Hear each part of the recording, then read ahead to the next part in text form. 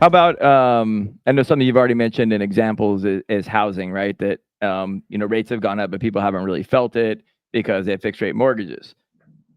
What about, I mean, are you concerned at all about, or how do you think it impacts, the markets, the economy with the current state of housing? Because that's good for people that are in houses, right? But it also creates a lack of availability, supply, and it also, forces forces people to stay where they're at. So housing is slowed down quite a bit. I know like I said, we're lacking supply, and is that an issue that you see in the near term or maybe in the longer term?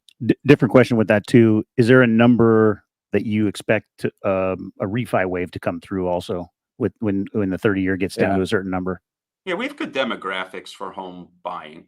It is this country's a lot of 30-year-olds and a lot of 60-year-olds. So there's none of me. So maybe that's how I got into college. Nobody else was applying, but a lot of 30-year-olds and a lot of 60-year-olds. So what was supposed to be happening was the 60-year-olds would downsize and the 30-year-olds would buy the homes and we'd build the extra that were needed. 60-year-olds, to your point, haven't really moved to the extent that many had thought because if they had to borrow money to buy something else, it was pretty prohibitive. So you haven't seen a lot of supply, and yet the 30-year-olds, a lot of them wanted out of the city. So anytime you saw something come to market, it got bid up pretty quickly in a lot of places. I think what starts to happen now, rates come down, you'll see more homes come to market. You'll see more of that 60, 70-year-old cohort looking to move. And so you'll have a better supply demand environment than you have, which means prices don't go up the way they've been going up. Things slow down a little bit, which is okay. The good news for housing over the next 20 years is we just don't have enough homes. And so you're seeing construction, and even if things slow down a little bit, we're going to see housing as a tailwind to this economy over the next few decades. So you don't think lack of affordability for young home buyers. Again, they do those charts all the time that you used to be able to get into your first home on one income, one family income. And now a lot of people are locked out of that due to both price of existing homes and rates. Yeah, there will be some of that. The good news is rates will come down, and to the point, you will see refinancing for those that didn't refinance in 2020. But you'll see, people who will think that mortgage rates going from 7 to 5 is now a great deal. It's all relative. I mean, who among us thought we could afford the home we bought when we bought it, right? I mean, you can go back and probably talk to any of our parents who bought $30,000 homes and were terrified to do it, right? And so I think that's just how it goes. I don't mean to sugarcoat the difficulties you have in forming a household now, but I think most generations felt challenged in buying their first homes. Interesting. Yeah. So just so everybody knows, mortgage rates, were at a high of basically 7.8% in October of 23, and just recently they're at about 6.46. So rates have come down. Mortgage rates have come down. Just obviously, we're probably not going to see that 3%. 3.5% mortgage for a really, really long time, maybe ever. Forever. On the mortgage rates, and Brian, I don't have the data in front of me. Maybe you have it off the top of your head, but I remember reading a while ago that a 30-year mortgage used to follow pretty closely to the 10-year Treasury. There used to be a spread there that was pretty common, but then when the rates jumped up the way that they did, that spread also widened.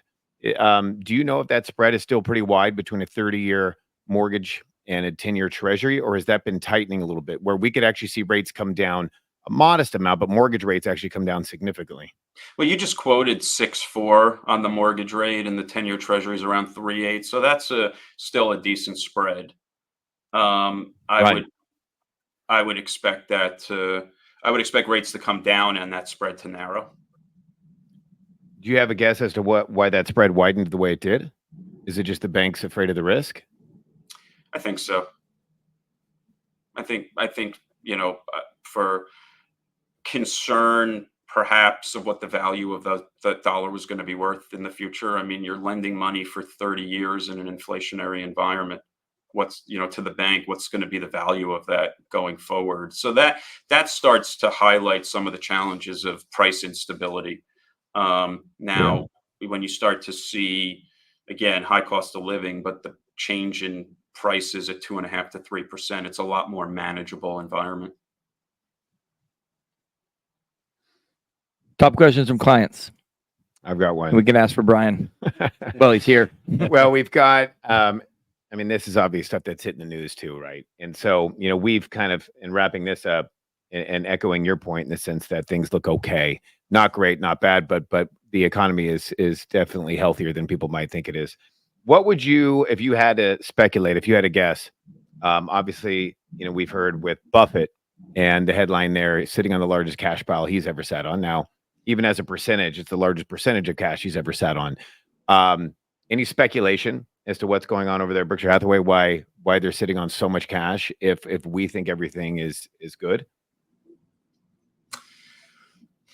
I mean, they're value investors. So I think there's been two things. One, traditional value hasn't worked as well lately. And so, to the extent that you look for maybe GARPier options, what we would call growth at a reasonable price. I think GARP may have disappeared from the market a little bit. Not that the top handful of names are overly expensive. I mean, a lot of them, the big companies that people talk about, the Magnificent Four, was it the Fab Four, the Magnificent Seven, whatever it is.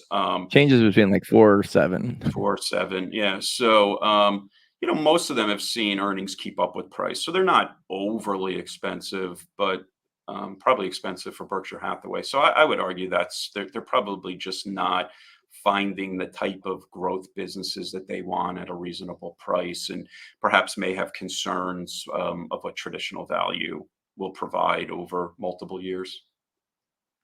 I think too, he manages it basically like an endowment, like it's forever, right? So he's willing to just sit on stuff until, for 5 years, 10 years, 15 years, until we have another. I mean, he cleans up in 08, 09.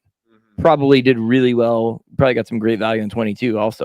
So he waits for those type of moments, but the average investor can't wait 15 years to get in. So this is a different strategy.